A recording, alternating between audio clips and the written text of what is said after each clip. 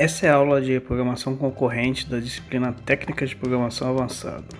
O objetivo da disciplina é apresentar os princípios da programação orientada a objeto e padrões de projeto que permitam ao aluno produzir software com qualidade.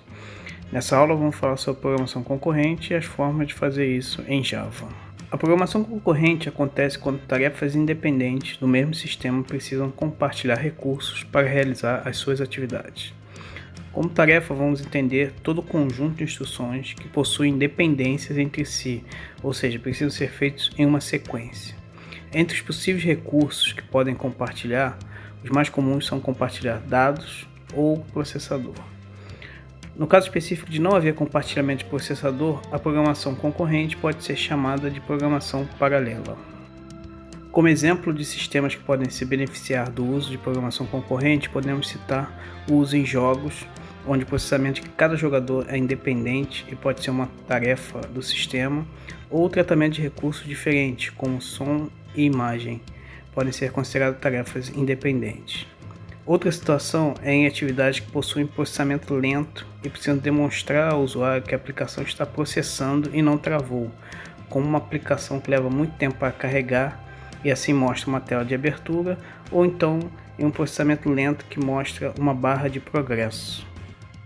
Uma forma de implementar a programação concorrente é utilizando threads, que são fluxos sequenciais de instruções dentro de um programa. Os programas podem ser classificados quanto à quantidade de threads sendo executado. Programas single thread é a forma tradicional de criar aplicações e ocorre quando o programa possui apenas uma thread, que é chamada de thread principal. Já programas multithreads criam outras threads ao longo da sua execução, além da thread principal. As threads podem ser classificadas quanto ao tipo de uso. Application threads são threads que têm um comportamento que fazem com que elas sozinhas se assemelhem a uma outra aplicação. Já os worker threads têm um comportamento semelhante à da execução de um método. Application threads são threads que possuem comportamentos de uma aplicação independente. Assim, possuem características de aplicações, como fazer tratamento de eventos e precisar receber sinalização para terminar a sua execução. A forma mais comum de implementar uma application thread é definir uma classe para englobar esses comportamentos. Para implementar uma application thread, devemos definir uma classe que herda da classe thread do Java. A classe deve sobrescrever o método run da thread para implementar o conjunto de instruções da tarefa. Para iniciar a thread, é preciso chamar o método start, que irá criar um novo ponto de execução que chamará o método run. É possível passar um nome para a thread criando um construtor que recebe uma string com o nome e repassa essa string para o construtor da classe thread. Outra forma de implementar uma application thread é fazer a classe implementar a interface runnable, ao invés de herdar da classe thread.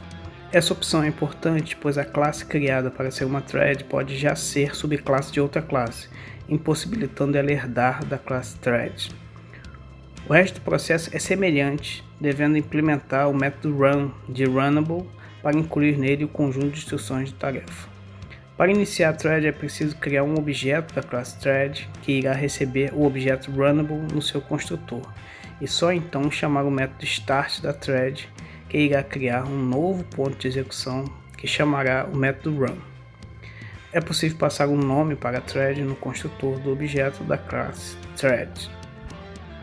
Worker threads são threads que possuem uma tarefa bem definida e seu propósito é realizar apenas essa tarefa. Dessa forma, possui características como não fazer tratamento de eventos e terminar a sua execução quando acabar de fazer a tarefa que foi definida. A forma mais comum de implementar uma worker thread é utilizando o recurso de Anonymous Class.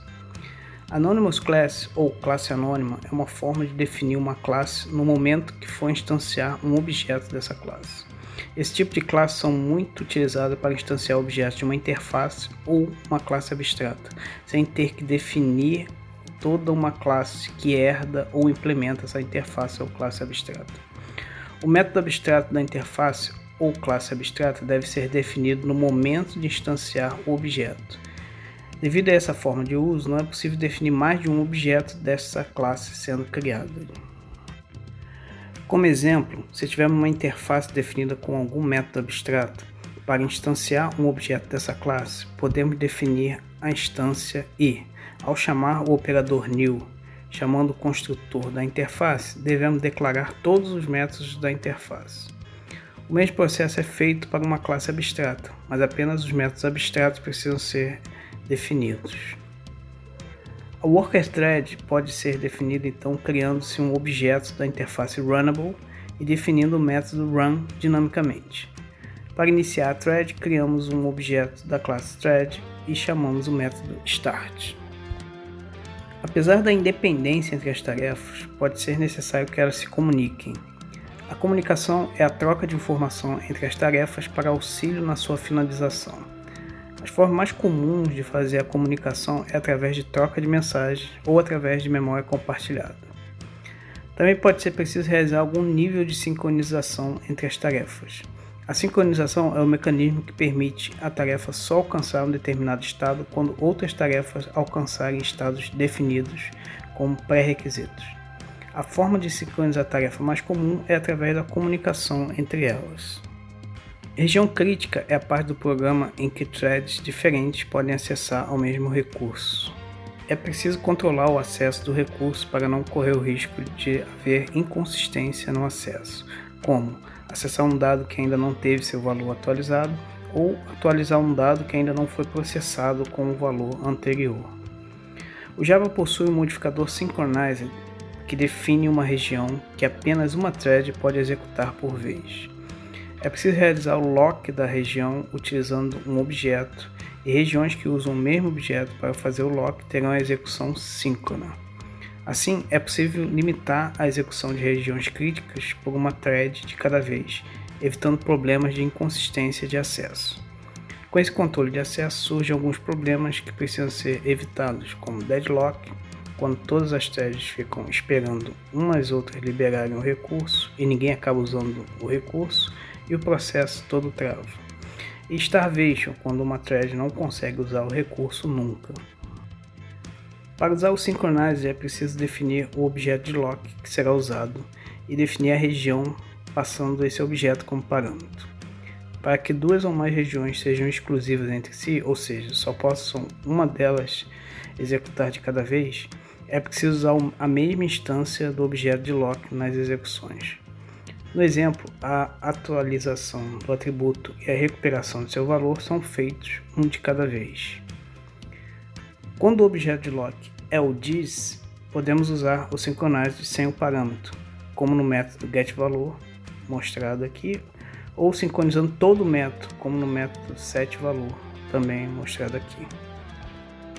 Outros métodos usados pela sincronização são join, que espera até que a thread termine a execução, sleep, que pausa a execução da thread por um intervalo de tempo em milissegundos, yield, que passa o controle de execução para outra thread, caso existam outras threads querendo executar, notify, que desperta uma thread que está esperando para executar, notify all, que desperta todas as threads que estão esperando para executar, e o wait, que faz a thread esperar que outra thread execute o notify ou notify all. E aqui termina a aula de programação concorrente da disciplina Técnicas de Programação Avançada. Vimos os tipos de aplicações que utilizam programação concorrente, vimos como utilizar threads para fazer programação concorrente, os tipos de threads que podemos implementar e como sincronizar essas threads em regiões críticas.